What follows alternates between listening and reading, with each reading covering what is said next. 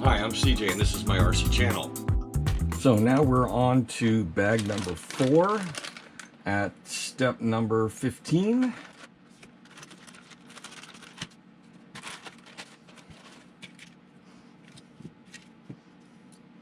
Got some big turnbuckles to build.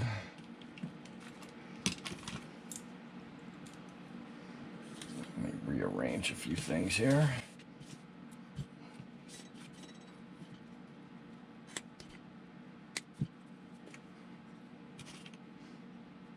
Okay, so the tab with the 2 holes faces forward. So that helps us with our orientation. Let's see. This is the 2.6 millimeter. Let me just check my build sheet.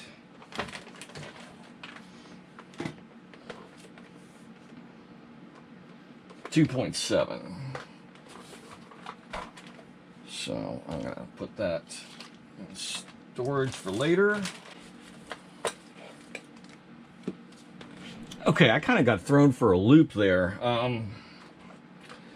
Because I had my rear sway bar down for the build I want to do as 2.7 and front 2.4. Now, if I recall correctly, 2.4 is the stock front size.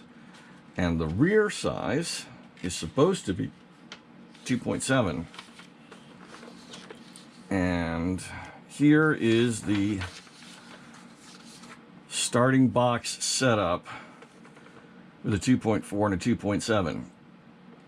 Now the interesting thing is that there is no such thing as a 2.7 millimeter rear sway bar. I've been on the Kyosho America site. I've been on the Japanese version of Kyosho's website, and on either site they have the 2.6, the 2.8, and then they go to 3. There are no odd numbers as they get into the higher number sway bars. Let me see if there's a build in the back here, or if they don't include that in the manual. I don't think they do. These are all part numbers. And here we have exploded views. So let's just go from the other direction. Okay. Body. We go right into exploded views. So they do not provide us a blank setup sheet with the kit, which is really lame. That should be in here, and there should be a link to where to download a PDF. You shouldn't have to go through the hoops that I did to go looking for it. I ended up finding it off of a third-party website that is like a database for people's build sheets for other people to use as examples. So not only does the starting box setup say 2.7, but the one that I modeled off of primarily, which is, I'm sorry, hang on a second here. I'm trying to get this page here. The one I modeled off of, which is a high traction build, or a high traction track, high grip track, also says 2.7 rear, 2.4 front. Now there is a 2.4 front available, but not in the rear. So my bag comes with a 2.6. I'm gonna build with that, and I'm gonna build with the 2.4, which is what they give me for the front.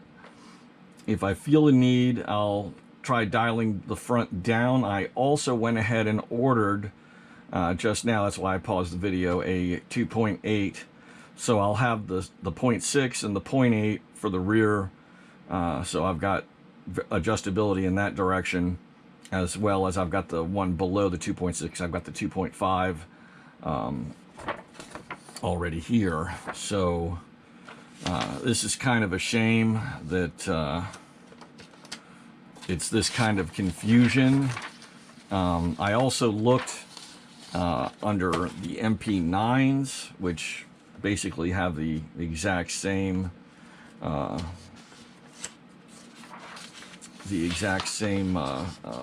sway bar part. It's just, you know, there's no size difference. The MP9 and the MP10 are very similar in a lot of ways, but there are still a lot of differences. But the size of the sway bar is not an issue. So, you know, again, odd. I wonder where these people are getting their 2.7. I wonder where Kyosho's getting their 2.7, since they don't seem to sell one. Maybe they are getting it off of the Inferno MP10es or something like that. I don't know. I could not find one. Every time I searched for rear sway bar 2.7, I came up with nothing. So I'm at a loss for what to tell you guys on that. I recommend you do what I'm doing, and that is to, you know, you've got your 2.6 that comes with the kit. Get yourself the 0.5 and the 0.8. That way you've got, you know, one above and one below to you know, try adjusting, you know, your setup with, and go from there. So, yeah. Confusing, and I hate it when stuff like that is just impossible to get answers on, and of course there's nobody you can call and get information about this. You know, I do like this kit, don't get me wrong, but this is the kind of headache that makes me want to stay with companies like Losi, where, you know, if it's on their build sheet, it's in the kit. They don't sell you a kit where the build sheet, you know, it's their build sheet, it's their PDF, and it says 2.7 on it, and then you open your kit and you've got 2.6, and you're like, why? I don't know what, you know, what am I supposed to do with this? And then you go to their website and you search all over the place and you get bupkis. So, anyway, nothing to be done about it at the moment. So, let's go ahead and I don't need those right now.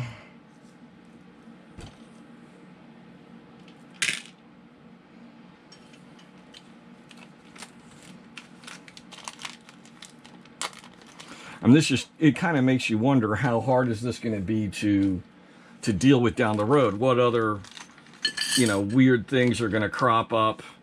You know, if I have problems, you know, how responsive are they? Are they at all responsive? So, anyway, I still think it's a good kit. I'm going to try not to let this poison my attitude towards it in any way, and because it's a fairly minor issue, and if the car performs well and I don't have any other problems, you know, yay. But you know, that does kind of start things off a little odd.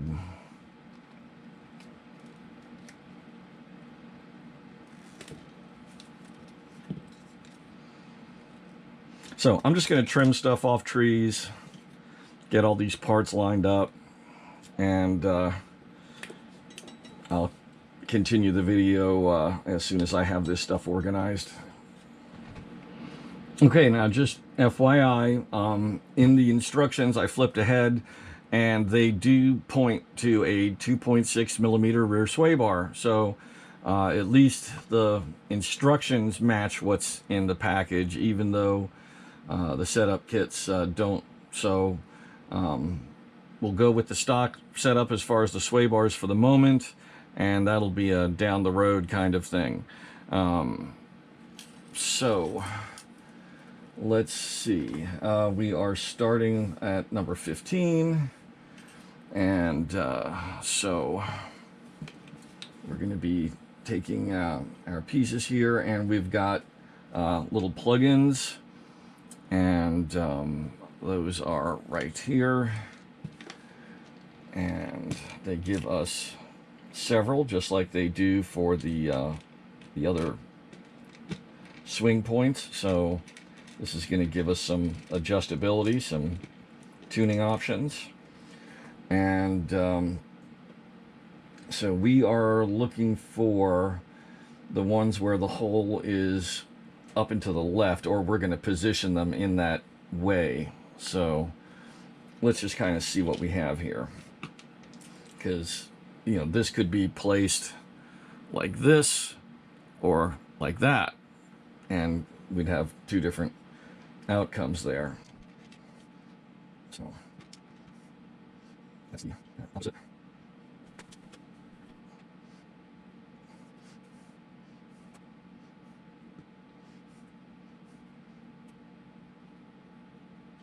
Okay, so we've got 4 sets that are the same, which makes sense because they were going to, have 2 and 2.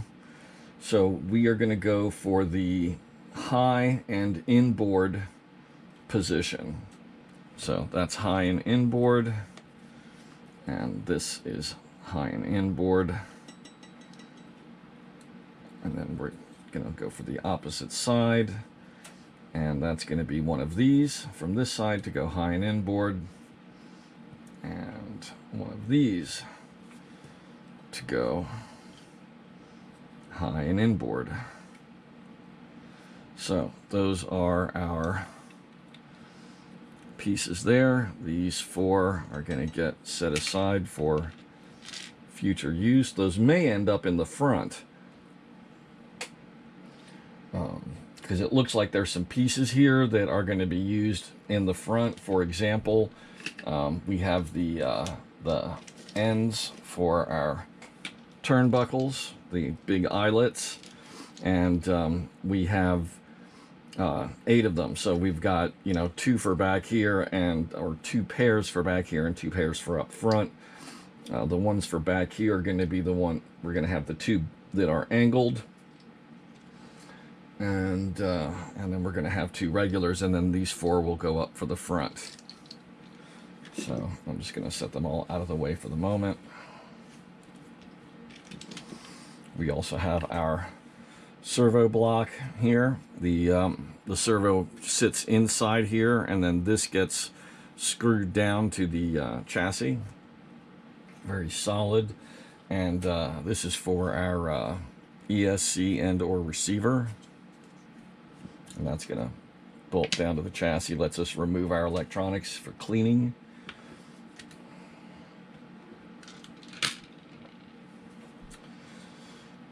Oh, and we're going to need these plastic spacers here in just a minute. Okay, let's see. So onward, bearings. Nice big beefy bearings.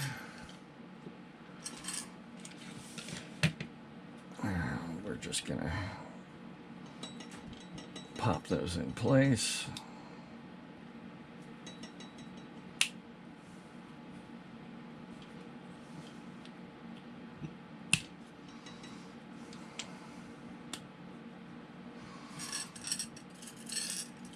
Need a pair of these thin spacers. There they are. They were just stuck to each other. Here's our little out drives. Need a pair of pins that should be in here. Looks like one of them. And here's the other. And a 5x4mm grub screw. Which is probably these big boys right here. I'll just confirm that. Yep. Okay. So no spacer on the inboard. Slide the axle through. Take one of the 2 spacers. Put that over there. Line that up with the hole.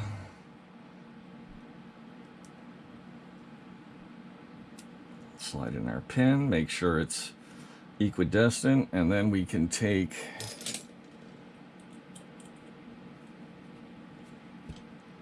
our wrench, and we should put some Loctite on there. Sorry, I'm just kind of gearing back up to the build. I had to take 48 hours off.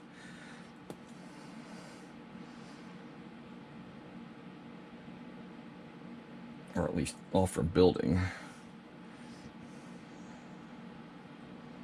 Had some video editing to do for you guys, and my wife brought home the plague from the office. Not the COVID plague, just the whatever cold was going around. So I spent a day in bed. Now, this is the kind of thing that you don't want to crank down too hard on. You want to get it tight, but you want to let the Loctite really do the work. You don't want to risk deforming this pin and then not being able to get it back out again. I mean, you'd have to crank down on it pretty hard. It's a nice solid steel pin, but it's doable. So use caution.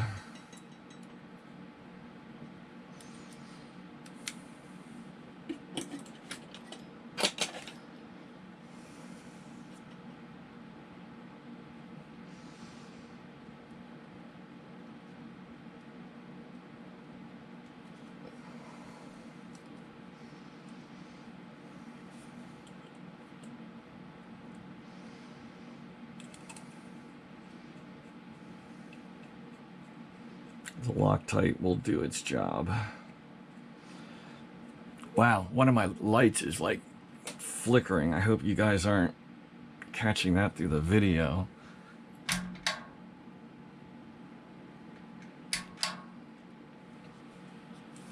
Just bought that new LED light. I hope that isn't a problem.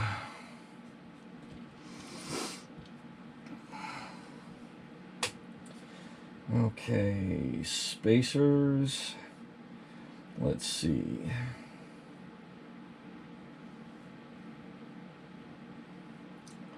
A 1, a 2, and a 2.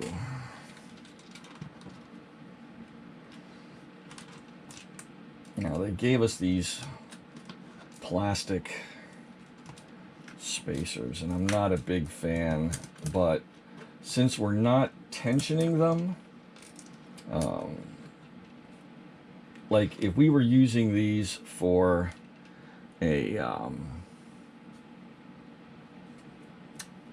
like a ball joint or a exactly, if we were using this for like a ball stud that we're going to be putting a connector on, like to adjust our suspension linkage, I wouldn't trust a plastic spacer. I wouldn't trust it, first off, to be fully accurately molded to the right thickness.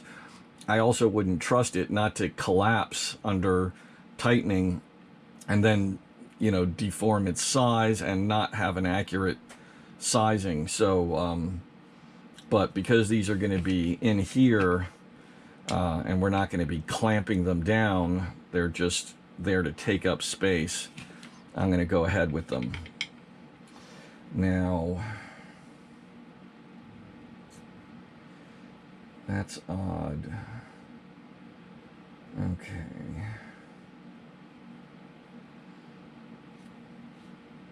We're supposed to have, okay, we need a pair of 2s, and then we need a 2 and a 1, and a 2 and a 1. And then we have a pair of what look like 3s. Let me just find my calipers. 4, 5, almost 5. Anyway, this must be for somewhere else. We'll find out. I was thinking maybe they were giving us an option, and we certainly could, because you have to figure a 2, a 2, and a 1 gives you a total of 5 millimeters. So we can arrange these on either side, or all of them on one side, or all of them on the other, and move this axle around. So we could put a 1 in front and 2 2s at the rear and shorten the wheelbase slightly, or put the 1 in the rear and 2 2s in the front and lengthen the wheelbase a little bit, or we could put all of them back there. In fact, if you bought some decent metal spacers, you could get down to the 0.5 millimeter and really have some granular adjustment. Now that gets kind of ridiculous when you're, you know, adjusting your wheelbase by a half a millimeter, but certainly a millimeter or two can make a definite difference. And longer wheelbase, you know, increases the amount of time between the time the front wheel hits a bump and the rear wheel hits a bump. It also can make the car handle a little more mellow. So they are telling us to put 2 millimeters forward and 3 millimeters rear, excuse me. I want to check my build sheets and see what they've got here. There really should be something on this build sheet about that. Okay, here we go. Collar of rear hub. Front side is 3 millimeter, rear side is 3 millimeter. So I assume they're referring to the front side of the forward arm and the rear side of the rear arm. Well, that's collar of rear hub. Do they have anything for the front? And let me flip forward in the directions, because there isn't space for 6 millimeters. You can't have 3 and 3. You've got 2 and 1, which is 3, and then you've got 2. So you're dealing with 5 millimeters worth of space, not 6. I don't see how you could have 3 and 3. Let me just flip forward here.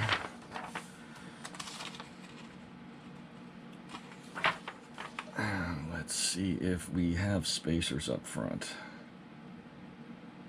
And we do not have spacers up front.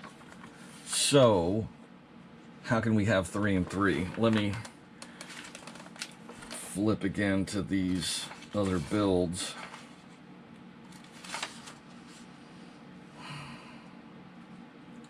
Okay, and both of them say 3 and 3. And again, this is one of these things that is just incorrect about the way this car is designed. It is not made to have 3 millimeters and 3 millers. It's made to have a 5 millimeter gap. And we should be able to confirm that easy enough by sliding a 5 millimeter spacer in here and then not having room for a 1. And 5 millimeters fits in there nice and snug with no space for a single millimeter spacer. So how, yeah. Okay, here's what I am going to do. I am making a command decision. And I am going to say front side is 2 millimeters.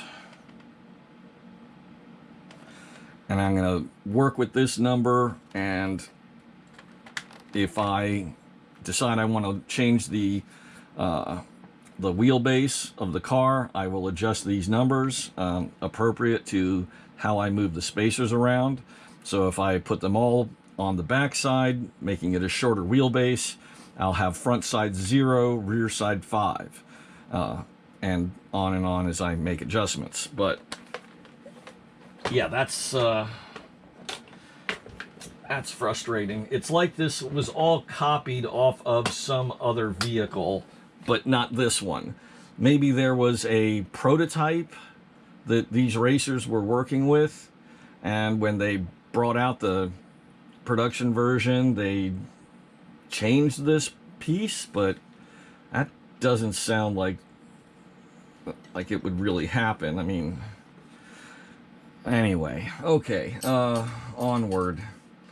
So here is our rear axle, and there's 2 little flat spaces for us to grab onto this with a wrench. It's not a traditional bolt. You can just see that there's a bit of a flat surface here and here.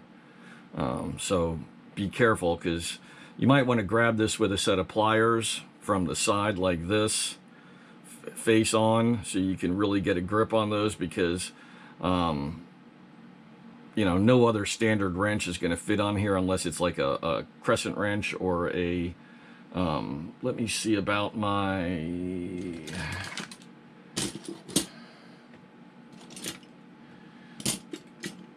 like I said, I haven't worked in a few days, so yeah, see, not quite 5 millimeters, so the 5 millimeter wrench won't fit on here. I don't think that's a 5.5, but anyway, I guess grab it with a pair of pliers, and we're just tightening a lock nut onto it. So there's a pair of them, or no, there's two. And then for the upper joint here, fortunately, we're going to have a normal bolt. Okay. So 3 to the rear, 2 to the front.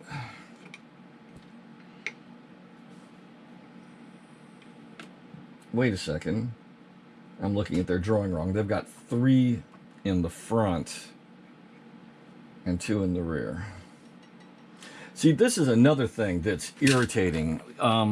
Look, in this image, we're working on the rear clip. In this image, we've got the drive shaft facing forward. We're looking at it from behind. In this image, they've spun it 180 degrees. Why not keep it keep it in the same position so that we're not, where's the front? Which is the back? Which is the front? Which is the back? I mean, it's obvious that there's a drive shaft sticking out there, but still, it's easy to get confused.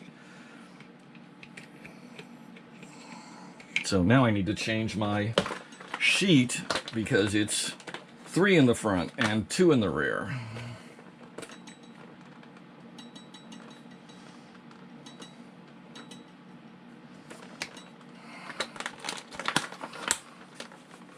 Anytime you make changes, you always want to document them, because otherwise you don't know what you're doing when you come back at your car, and you also won't know when something has gone well.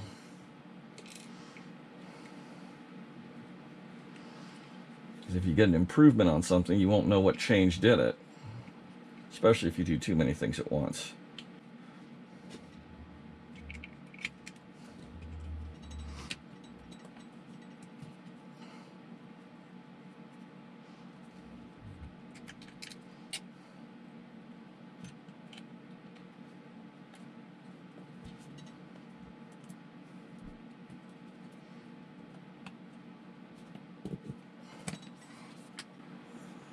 Okay, now we need to get this lone spacer in. Sometimes the easiest way to do that is just to grab it with a needle nose pliers right at the tip.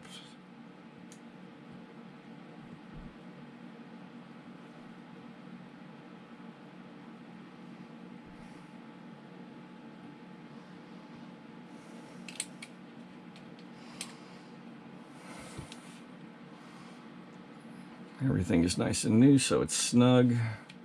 There we go.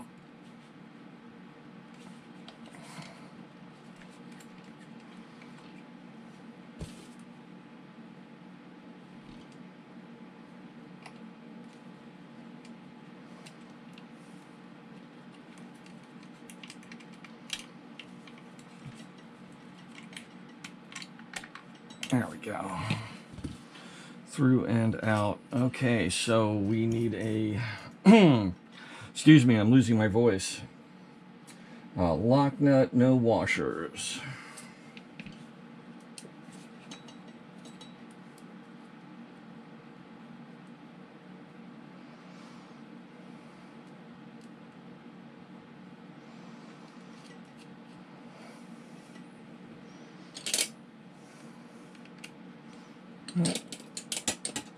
Must be a 5.5.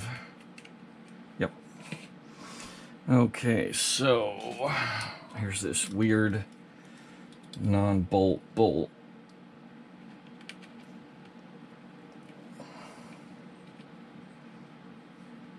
Now remember, we don't want to tighten this. We just want to secure it. We don't want to put any pressure on that plastic. We don't want to close it. We just want to take up the slack.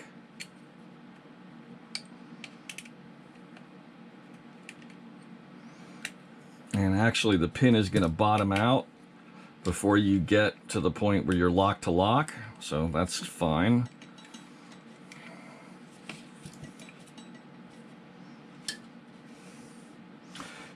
got to be kidding me.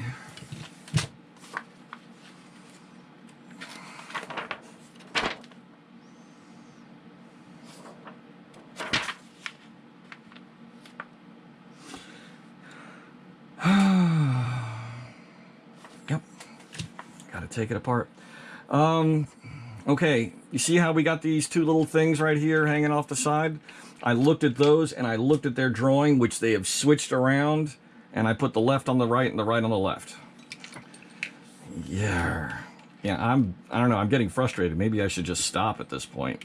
Come back at it in a half hour or something. Go get a drink.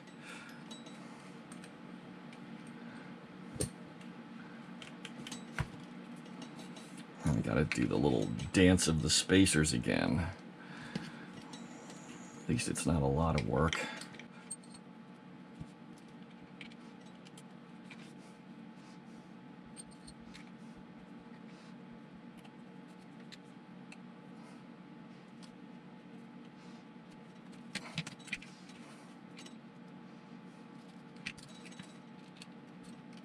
Now, it's a nylon lock nut, so you don't need any Loctite on there. Just tighten it till it stops and you're done. Remember, it doesn't, it's not going to tighten down, so you just, as soon as it touches, you're done. Don't try to go further.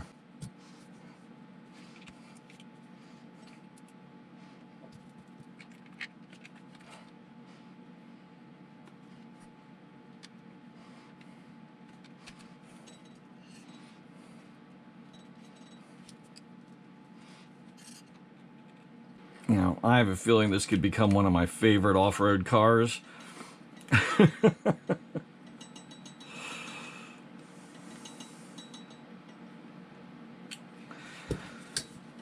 That'd be just hilarious.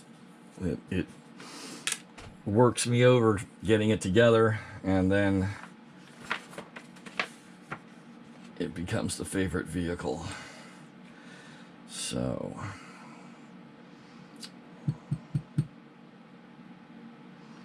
okay, turnbuckles are easy enough. They, I've been through this speech a few dozen times. Okay.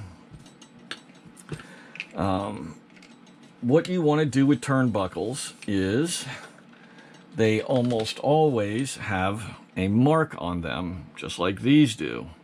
Okay, and that's going to give you the direction of the spin. I personally build my kits so that the mark is on the left-hand side always.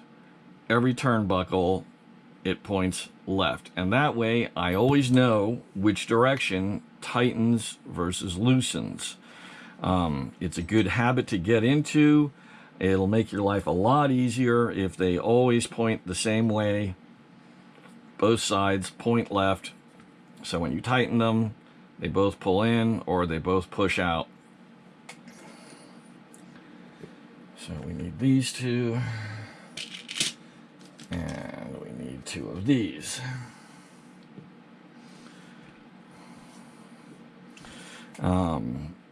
Easy enough to do. You know, you make sure that you identify the direction of the thread, start them in, try to get them in, not all the way, of course. You just want to get them to an started and then to an equidistant, and then the rest can be done with a turnbuckle wrench when they're attached.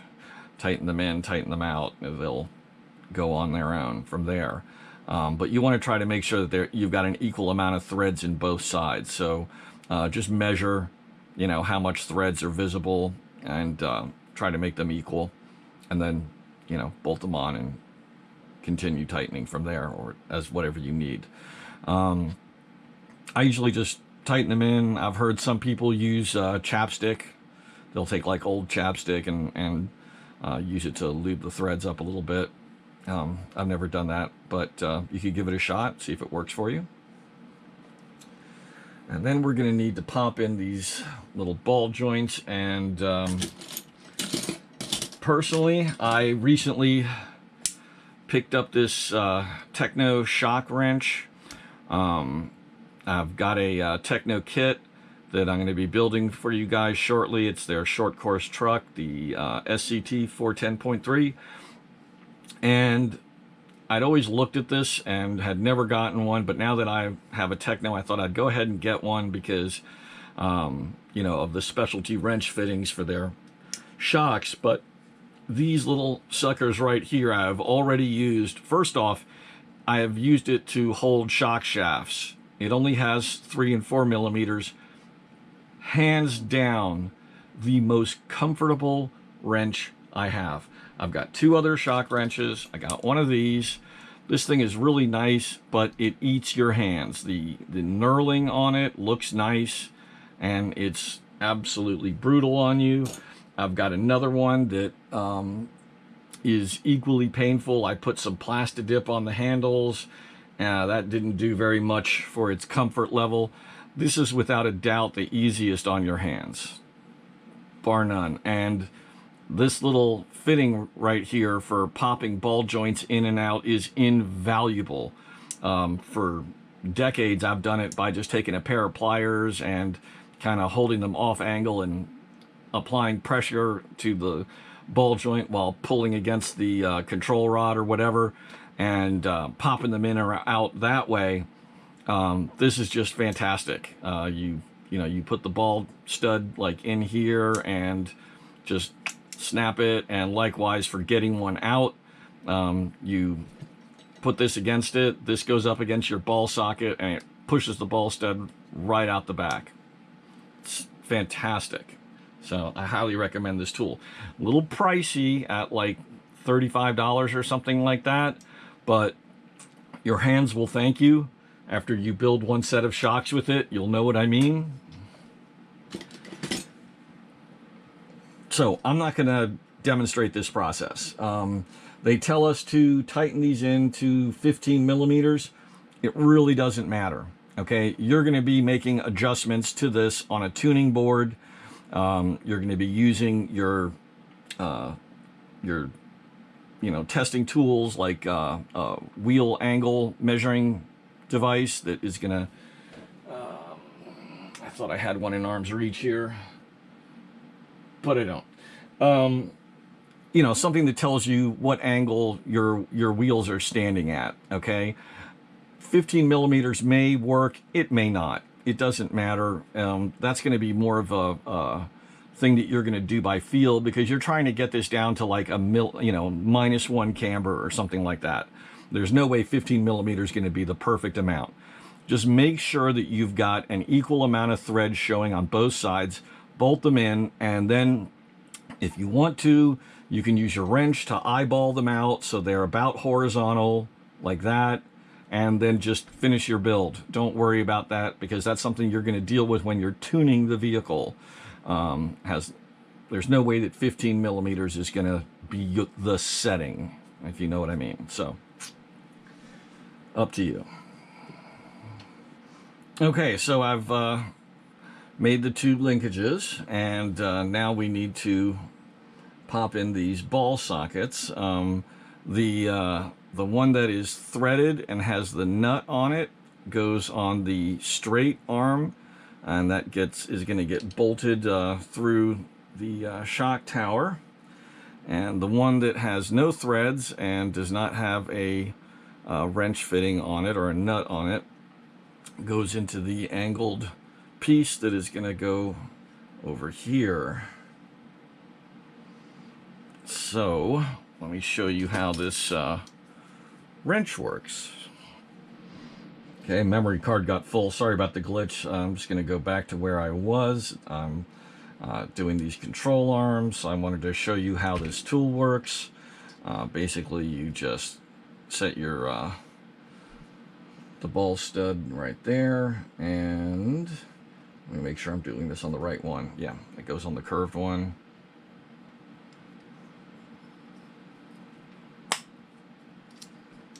And how simple is that?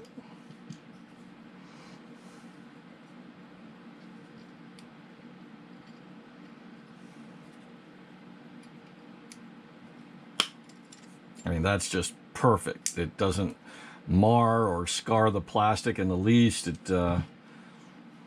Wonderful device. So, let's see. I'm going to swap these out for titanium. Well, I'm going to swap out at least these.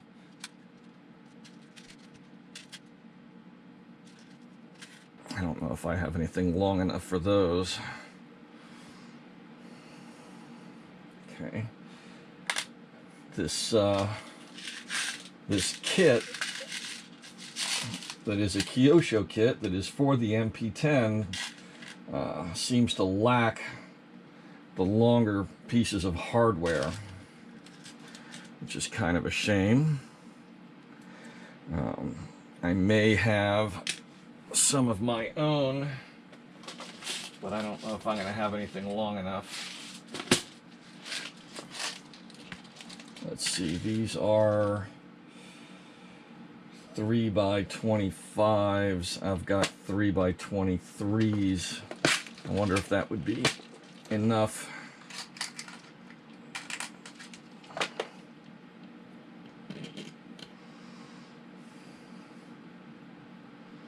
Yeah, that's going to go through to the nylon.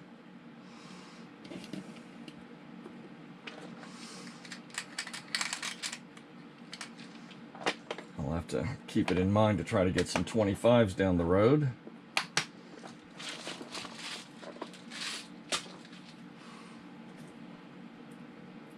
I mean, let's just for kicks, do a weight comparison.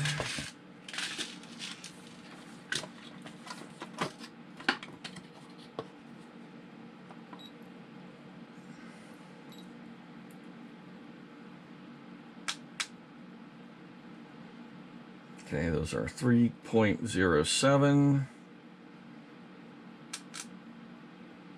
And these are 1.28. So 1.7 grams saved. And that just keeps adding up.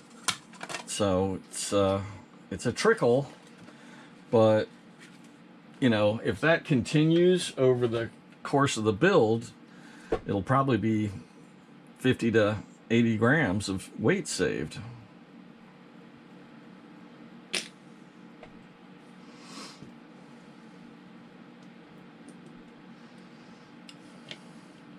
So we are going to be using the, well, let me check my build sheet again.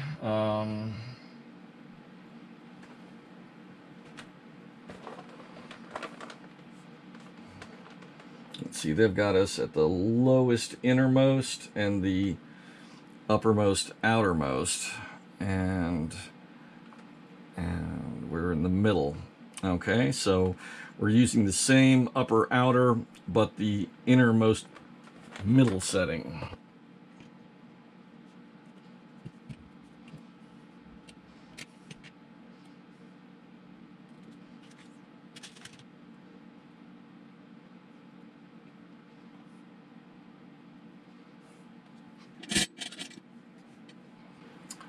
I went ahead and I got those wrenches that were recommended, and they are outstanding. They are expensive, but look at how precisely they're cut. I mean, the fitment to the bolts is just exceptional. Really precise tolerances. The MIP wrenches are definitely worth the price. And if you're going to be working with the titanium anyway, you might as well get the right wrenches for it. And it looks like those 22s are going to do us just fine, or 23s, excuse me.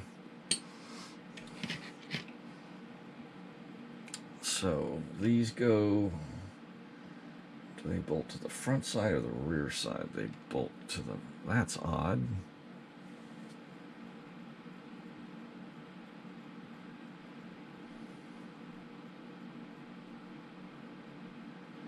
Got a bolt on the front. Yeah, they bolt on the front side. I was about to say, there's no way that would work. The drawing's just a little odd the way it displays that.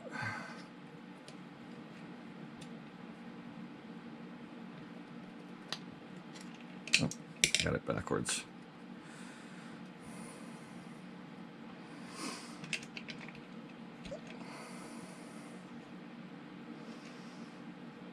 Sometimes you got to use the one for extracting.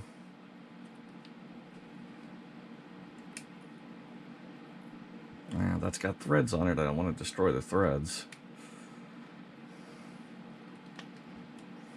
Doesn't quite work. Okay. Not made for this type. Back to the old method. Go. So, gonna need a little Loctite on this since it's metal on metal. Definitely want to go easy on this though.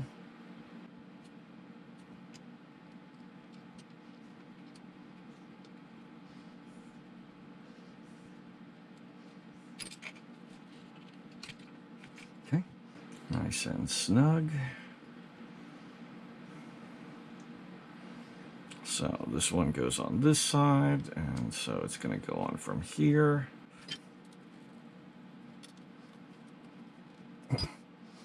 Sometimes one side works better than the other. Let's give this one a try. Yep, okay. So we'll just turn that 90 degrees.